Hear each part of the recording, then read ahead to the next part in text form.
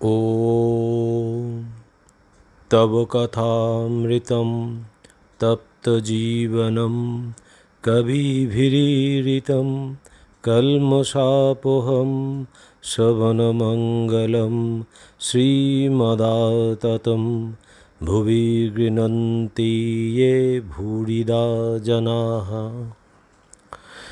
শ্রী শ্রী রামকৃষ্ণ কথামৃত দ্বিতীয় ভাগ, দ্বিতীয় খণ্ড, ষষ্ঠ পরিচ্ছেদ। ঠাকুর শ্রীরামকৃষ্ণ নিত্যসিদ্ধ ও কৌমার বৈরাগ্য। রাখালের বাপ বসিয়া আছেন। রাখাল আজকাল ঠাকুরের কাছে রহিয়াছেন। রাখালের মাতা ঠাকুরানী পরলোক প্রাপ্তির পর পিতা দ্বিতীয় সংসার করিয়াছেন। রাখাল এখানে আছেন, তাই পিতা মাঝে মাঝে আসেন। তিনি ওখানে থাকতে বিশেষ আপত্তি করেন না। ইনি সম্পন্ন ও বিষয়ী লোক, মামলা মকদ্দমা সর্বদা করিতে হয়। ঠাকুর শ্রীরামকৃষ্ণের কাছে অনেক উকিল, ডেপুটি ম্যাজিস্ট্রেট ইত্যাদি আসেন। রাখালের পিতা তাহাদের সঙ্গে আলাপ করিতে মাঝে মাঝে আসেন। তাহাদের নিকট বিষয়কর্ম সম্বন্ধে অনেক পরামর্শ পাইবেন। ঠাকুর শ্রীরামকৃষ্ণ মাঝে মাঝে রাখালের বাপকে দেখিতেছেন।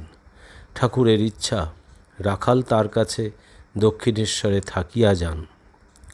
শ্রীরামকৃষ্ণ রাখালের বাপ ও ভক্তদের প্রতি।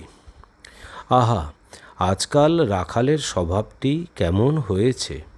ওর মুখের দিকে তাকিয়ে দেখো, দেখতে পাবে মাঝে মাঝে ঠোঁট নড়ছে।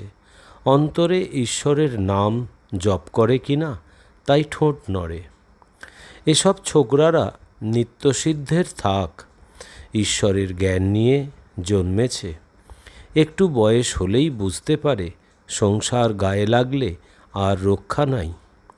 বেদেতে হোমা পাখির কথা আছে। সে পাখি আকাশেই থাকে, মাটির উপর কখনো আসে না। আকাশেই ডিম পাড়ে, ডিম পড়তে থাকে, কিন্তু এত উঁচুতে পাখি থাকে যে পড়তে পড়তে ডিম ফুটে যায়।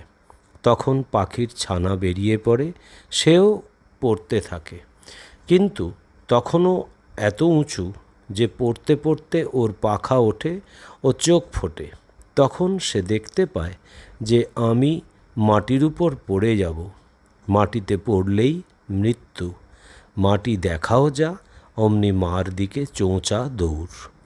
একেবারে উঠতে আরম্ভ করে দিল, যাতে মার কাছে পৌঁছাতে পারে। এক লক্ষ্য, মার কাছে যাওয়া। এসব ছোকরারা ঠিক সেই রকম। ছেলেবেলায় সংসার দেখে ভয়, এক চিন্তা, কিসে মার কাছে যাব, কিসে ঈশ্বর লাভ হয়। যদি বলো বিষয়ীদের মধ্যে থাকা, বিষয়ীদের ঔরসে জন্ম, তবে এমন ভক্তি, এমন জ্ঞান হয় কেমন করে? তার মানে আছে।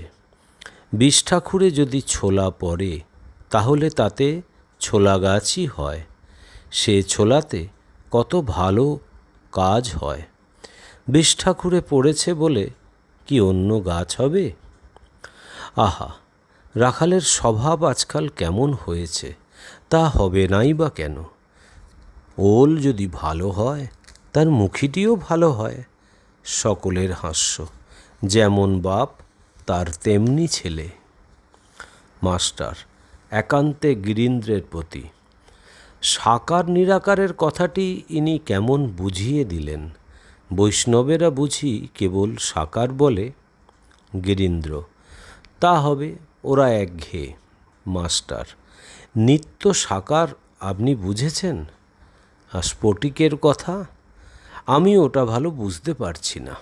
শ্রীরামকৃষ্ণ মাস্টারের প্রতি: হ্যাগা, তোমরা কি বলা বলি করছো? মাস্টার ও গিরীন্দ্র একটু হাসিয়া চুপ করিয়া রহিলেন।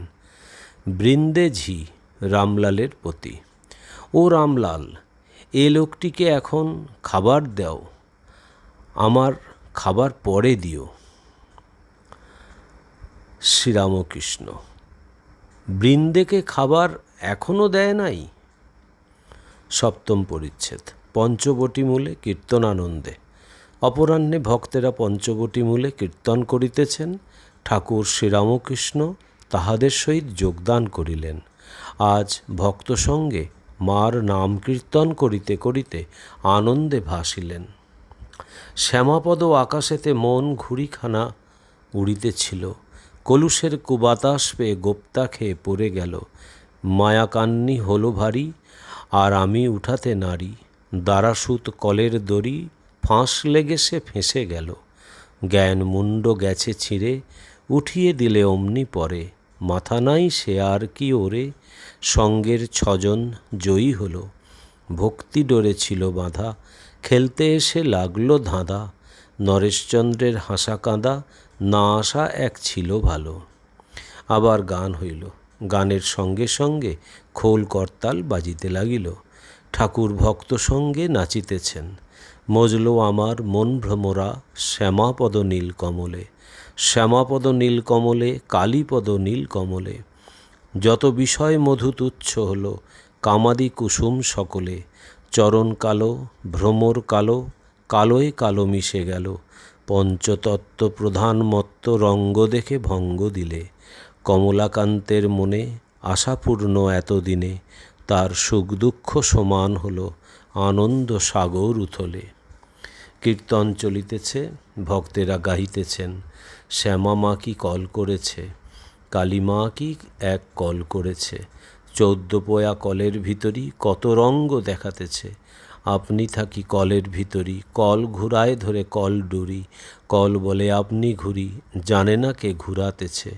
যে কলে জেনেছে তারে, কল হতে হবে না তারে। কোন কলের ভক্তি ডোরে আপনি শ্যামা বাঁধা আছে। ভবে আশা খেলতে আসা, কত আশা করেছিলাম। আশার আশা ভাঙ্গা দশা, প্রথমে পঞ্জরি পেলাম। 12, 18, 16 যুগে যুগে এলাম ভালো।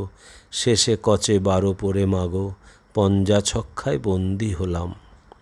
ভক্তেরা আনন্দ করিতে লাগিলেন। তাহারা একটু থামিলে ঠাকুর গাত্রোত্থান করিলেন। ঘরে ও আশেপাশে এখনও অনেকগুলি ভক্ত আছেন। ঠাকুর শ্রীরামকৃষ্ণ পঞ্চবটী হইতে দক্ষিণাস্য হইয়া নিজের ঘরের দিকে যাইতেছেন। সঙ্গে মাস্টার। বকুলতলায় আসিলে পর শ্রীযুক্ত ত্রৈলোক্যের সহিত দেখা হইল। তিনি প্রণাম করিলেন। শ্রীরামকৃষ্ণ ত্রৈলোক্যের প্রতি, পঞ্চবটীতে ওরা গান গাচ্ছে, চলো না একবার। ত্রৈলোক্য, আমি গিয়ে কি করব? শ্রীরামকৃষ্ণ, কেন, বেশ একবার দেখতে। ত্রৈলোক্য, একবার দেখে এসেছি। শ্রীরামকৃষ্ণ, আচ্ছা আচ্ছা বেশ। অষ্টম পরিচ্ছেদ। ঠাকুর শ্রীরামকৃষ্ণ ও গৃহস্থ ধর্ম। প্রায় 5:30, 6টা হইল। ঠাকুর ভক্ত সঙ্গে নিজের ঘরের দক্ষিণ পূর্ব বারান্দায় বসিয়া আছেন, ভক্তদের দেখিতেছেন। শ্রীরামকৃষ্ণ কেদারাদি ভক্তের প্রতি, সংসার ত্যাগী সাধু, সে তো হরিনাম করবেই, তার তো আর কোনো কাজ নাই। সে যদি ঈশ্বর চিন্তা করে তো আশ্চর্যের বিষয় নয়। সে যদি ঈশ্বর চিন্তা না করে, সে যদি হরিনাম না করে, তাহলে বরং সকলে নিন্দা করবে। সংসারী লোক যদি হরিনাম করে তাহলে বাহাদুরি আছে। দেখো, জনক রাজা খুব বাহাদুর। সে 2খানি তরবার ঘোরাতো, একখানা জ্ঞান ও একখানা কর্ম। এদিকে পূর্ণ ব্রহ্মজ্ঞান, আর একদিকে সংসারের কর্ম করছে। নষ্ট মেয়ে সংসারের সব কাজ খুঁটিয়ে করে, কিন্তু সর্বদাই উপপতিকে চিন্তা করে। সাধুসঙ্গ সর্বদা দরকার। সাধু ঈশ্বরের সঙ্গে আলাপ করে দেন। কেদার, আজ্ঞা হ্যাঁ, মহাপুরুষ জীবের উদ্ধারের জন্য আসেন। যেমন রেলের ইঞ্জিন পিছনে কত গাড়ি বাঁধা থাকে, টেনে নিয়ে যায়। অথবা যেমন নদী বা তরাগ কত জীবের পিপাসা শান্তি করে। ক্রমে ভক্তেরা গৃহে প্রত্যাবর্তনের জন্য প্রস্তুত হইলেন। একে একে সকলে ঠাকুর শ্রীরামকৃষ্ণকে ভূমিষ্ঠ হইয়া প্রণাম করিলেন ও তাহার পদধূলি গ্রহণ করিলেন। ভবনাথকে দেখিয়া ঠাকুর বলিতেছেন, তুই আজ আর যাস নাই? তোদের দেখেই উদ্দীপন। ভবনাথ এখনো সংসারে প্রবেশ করেন নাই। বয়স 19-20, গৌরবর্ণ, সুন্দর দেহ। ঈশ্বরের নামে তাহার চক্ষে জল আসে। ঠাকুর তাহাকে সাক্ষাৎ নারায়ণ দেখেন। ওম নিরঞ্জনম নিত্যম অনন্তরূপম ভক্তানুকম্পাধীত বিগ্রহং বৈ ঈশাবতারম পরমেশমিড্ডম তং রামকৃষ্ণং শিরসা নমামহম। শ্রীরামকৃষ্ণ অর্পণমস্তু।